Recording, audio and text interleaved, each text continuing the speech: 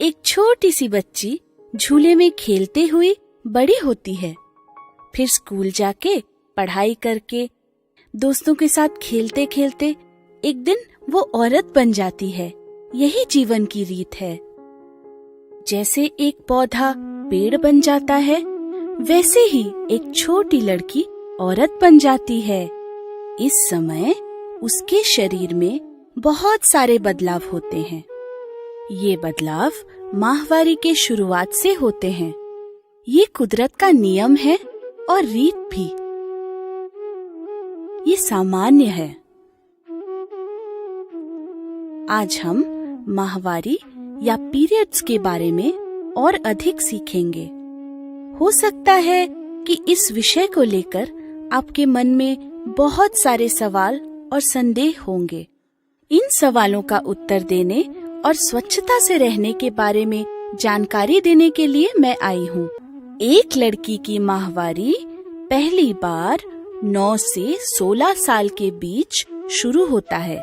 इस समय पहली बार उसके यौन से खून का निकलना शुरू होता है।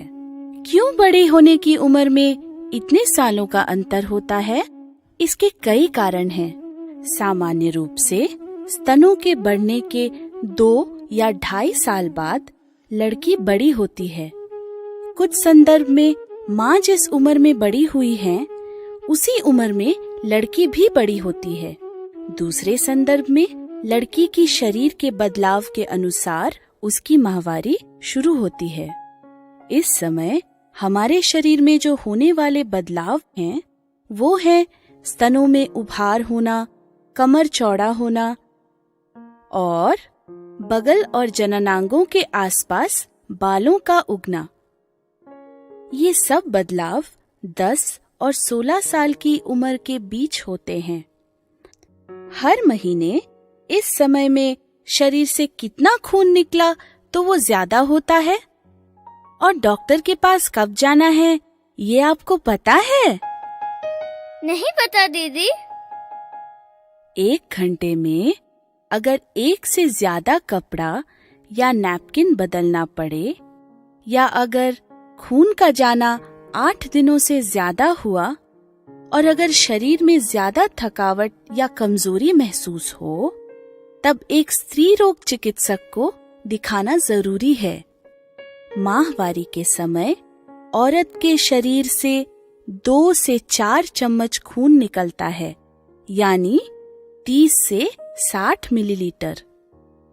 आशा दीदी, मेरी बेटी का माहवारी 3-4 महीने पहले हुआ था, उसके बाद हुआ ही नहीं। क्या कारण हो सकता है? क्या कोई समस्या है उसको? नहीं, इसमें कोई चिंता वाली बात नहीं है। माहवारी होने के 2 या 3 साल तक खून का बहना नियमित रूप से नहीं होता। ये साधारण है।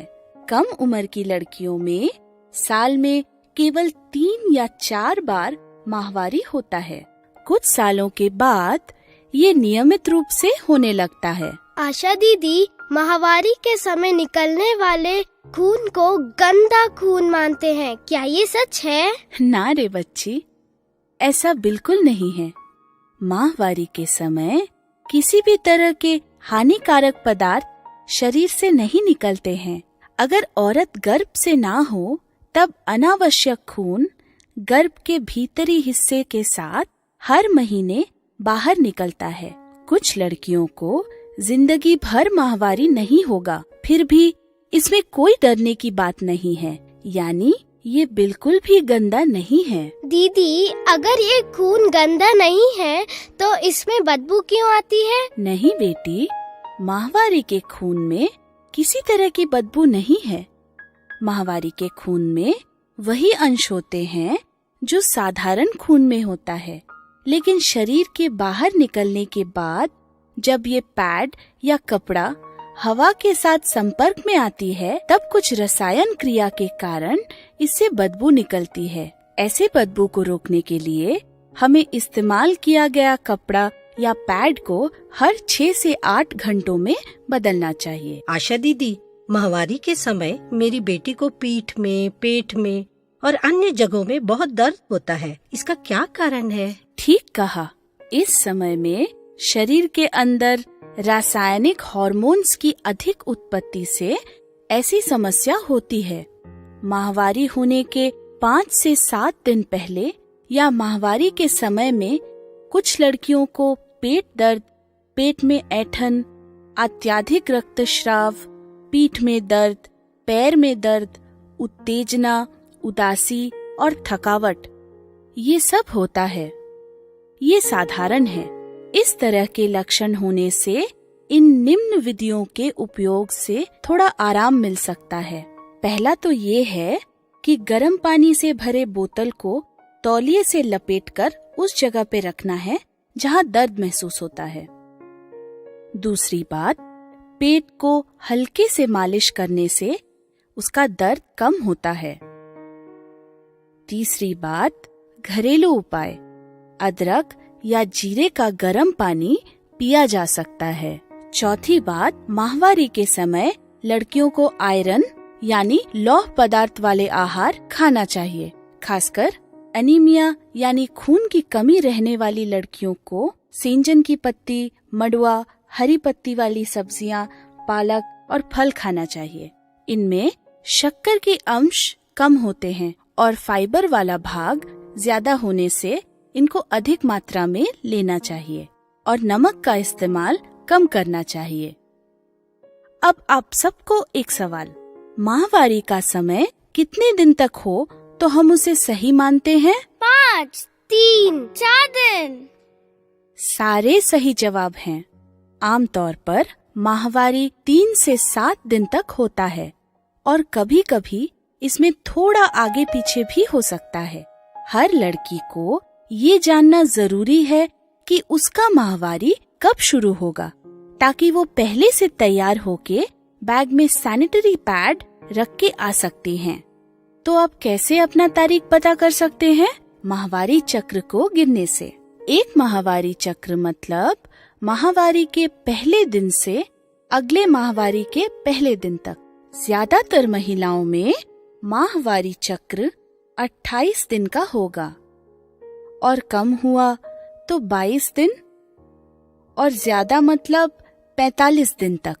इस तरह माहवारी चक्र अलग अलग हो सकता है। आशा दीदी, कभी कभी मुझे खून के बदले सफेद रंग का कुछ जाता है, वो क्या हो सकता है? हाँ बेटे, सभी महिलाओं को माहवारी शुरू होने के कुछ दिन पहले से या उसके कुछ दिन बाद यौन से सफेद ध्रुव जाता है।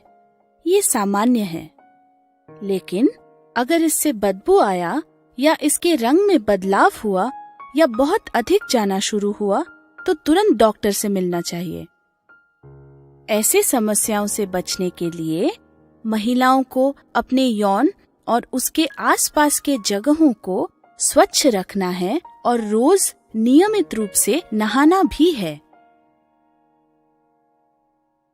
अब हम ये सीखते हैं कि माहवारी क्यों और कैसे होता है। कुदरत में जीवन देने की शक्ति केवल महिलाओं को दिया गया वरदान है। एक औरत तभी बच्चे को जन्म दे सकती है जब माहवारी होना प्रारंभ होता है। इस चित्र को देखिए। ये है महिलाओं का जननांग। बीच का हिस्सा है गर्भाशय, उसके दोनों तरफ है अंडाशय। अंडाशय में हजारों अंडाणु होते हैं। हर महीने या हर 21 से 40 दिन में एक अंडाणु किसी एक अंडाशय से मुक्त होता है।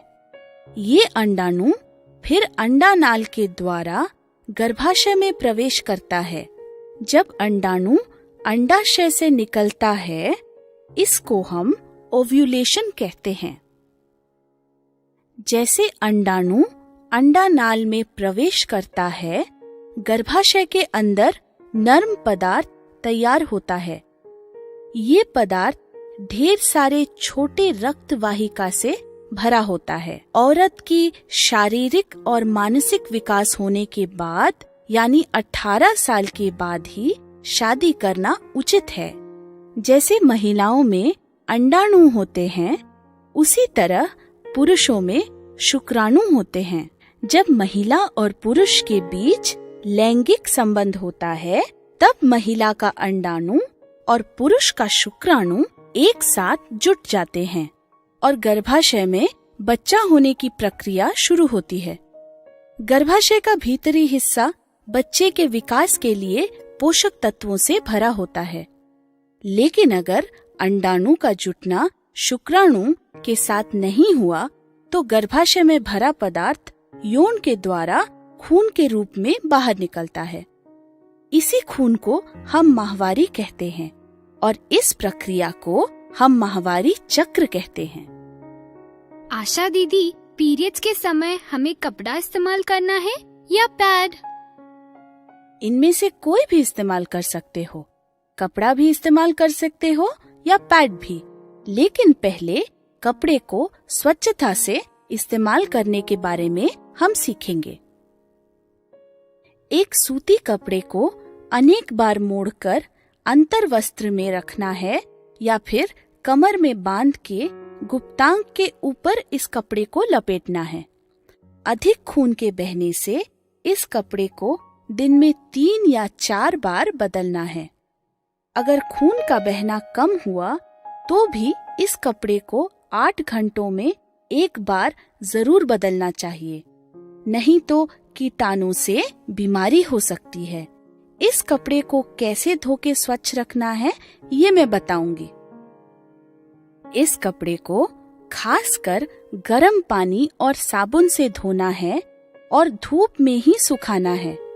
आमतौर पे महिलाएं इस कपड़े को धो के फिर से इस्तेमाल करती हैं, लेकिन इस कपड़े को कम पानी से धोना या फिर बिना साबुन के धोना और धूप में नहीं सुखाने से कीटाणु से बीमारी और चर्म रोग हो सकता है। आपके इस्तेमाल किए गए कपड़े को आपके अलावा किसी और को नहीं पहनना चाहिए। 2-3 महीनों में एक बार इस कपड़े को फेंकना है और नए कपड़े को इस्तेमाल करना है। स्कूल और कॉलेज जाने वाली लड़कियों को कपड़ा इस्तेमाल करना मुश्किल लगता है और कपड़े को बिना बदले सुबह से शाम तक रहना कठिन हो जाता है और ये स्वच्छ भी नहीं रहता। इस कारण से स्कूल या कॉलेज जाने वाली लड़कियों को सैनिटरी पैड इस्तेमाल करना आसान लगता है। ऐसे सैनिटरी नैपकिन को सिर्फ एक बार इस्तेमाल करना है और उसके बाद इसको फेंकना है। नमस्कार, आज हम बात करेंगे माहवारी के बारे में और स्पेशली हम इस बारे में बात करेंगे कि माहवारी से उत्पन्न होने वाला कचरा जिसका समुचित प्रबंधन न होने के कारण वो हमारे जीवन में या आप कह लीजिए पानी के माध्यम से, हवा के माध्यम से वापस आता है। तो इसको लेकर हम आज बात करेंगे, क्योंकि इनका जो इसका कचरा प्रबंधन है, माहवारी में उपयोग होने वाले पैड्स का कचरा प्रबंधन है, इसको हम लोगों ने इसका समुचित निस्तारण नहीं होने की वजह से ऐसे ही कूड़े में फेंक देने की वजह से क्या है कि वो माइक्रो पार्टिकल्स के रूप में हमारे शरीर में या आप कहिए हमारे वातावरण में ये वापस आता है। सेवा इंटरनेशनल ने इसी डिस्पोजेबल नैपकिन के द्वारा जो कचरा होता है उसी को मद्देनज़र रखते हुए हमारे वातावरण को बचाने के लिए रीयूजेबल क्लॉथ नैपकिन का निर्माण करा रही है। और ये रीयूजेबल क्लॉथ नैपकिन बेहद आरामदायक, सुविधाजनक है, क्योंकि मैं स्वयं इसका इस्तेमाल कर रही हूँ, इसलिए आपसे ये बात बिल्कुल कॉन्फिडेंस के साथ कह सकती हूँ। ये जो नैपकिन्स हैं रीयूजेबल क्लॉथ नैपकिन्स, इसमें अटैच करने के लिए अलग से एक्स्ट्रा बटन दिए गए हैं, जिससे इसको आप बिना किसी असुविधा के पहन सकती हैं। और इसमें ये बटन्स दिए गए हैं जिससे आप स्टेबल वहाँ पे बना रहेगा वो। दूसरा, ये बेहद ही सॉफ्ट, नरम और आरामदायक कपड़ा है। ये आगे की साइड है और जो पीछे की साइड है वो यहाँ पर लीक प्रूफ मटेरियल का इस्तेमाल किया गया है, जिसमें आप किसी भी प्रकार के लीकेज की बिना चिंता किए इनको यूज़ कर सकती हैं। इनकी सबसे बड़ी महत्वपूर्ण बात ये है कि ये उन सब चीज़ों से अलग है जो कि हमारे डिस्पोजेबल नैपकिन में यूज़ की जा सकती है। जैसे किसी भी प्रकार का केमिकल हुआ या किसी भी प्रकार का आर्टिफिशियल पदार्थ हुए जो कि हमारी कभी कभी स्किन, हमारी कभी बॉडी, इन सब में जाकर हमें तरह तरह की नुकसान दे सकते हैं। जबकि ये जो क्लॉथ नैपकिन है ये बेहद ही हाइजीनिक तरीके से बनाए गए हैं, तो हमें किसी भी प्रकार के कोई भी नुकसान नहीं होंगे। क्योंकि ये एक नई व्यवस्था है, आप डिस्पोजेबल नैपकिन से रीयूजेबल नैपकिन की तरफ जब आप चेंज करते हैं तो आपको थोड़ी असुविधा महसूस होगी, क्योंकि आपकी आदत, मतलब हम सभी की आदत इस तरह है कि डिस्पोजेबल नैपकिन यूज़ किया and just throw it and हम फॉरगेट, भूल गए उसके बारे में। पर रीयूजेबल नैपकिन को आपको चूँकि धोना भी है, अच्छे से सुखाना भी है, उसको रखना भी है हाइजीनिक तरह से, और इसलिए थोड़ा सा हो सकता है कि ये जब चेंज हो तो थोड़ा दिक्कत हो। पर अगर हम इसलिए हमारी ये कोशिश रहेगी कि ये जो किशोरियाँ हैं जो पहली बार इस दौर से गुजरेंगी, उन सभी को इस तरह के नैपकिन से इंट्रोड्यूस कराया जाए, तो ये जानेंगी रीयूजेबल क्लॉथ नैपकिन के बारे में और उससे होने वाली सुविधाओं के बारे में। क्योंकि ये पहली बार इनसे इंट्रोडक्शन कराया जाएगा तो इनके लिए ये रेगुलर रूटीन हो जाएगा, और ऐसा नहीं होगा कि डिस्पोजेबल नैपकिन ज़्यादा इजी है आसान करना, यूज़ करना, और जो रीयूजेबल क्लॉथ नैपकिन है उसमें थोड़ा सा धोने और उसमें परेशानी आएगी। हम इनको इंट्रोड्यूस रीयूजेबल नैपकिन से कराएंगे, जिससे डायरेक्टली वो ऐसी चीज़ का इस्तेमाल करके अपने वातावरण को, अपने चारों तरफ के पर्यावरण को अपनी तरफ से एक सौगात दे सकें स्वच्छ रख के संबंध में। ऐसा नहीं होगा कि आपने ये थ्रो किया और फिर आपको इन जो पर्यावरण में जो इस तरह के माइक्रो पार्टिकल्स चारों तरफ पानी और वायु में घूमेंगे, वो आपके शरीर में एंटर करें या आपकी बॉडी को नुकसान पहुंचाएं, तो इससे काफ़ी हद तक बचा जाएगा। और ये एक अच्छी पहल और शुरुआत है, तो मैं आप सबसे ये गुजारिश करूंगी कि आप लोग सब इस मुहिम में साथ दें। धन्यवाद।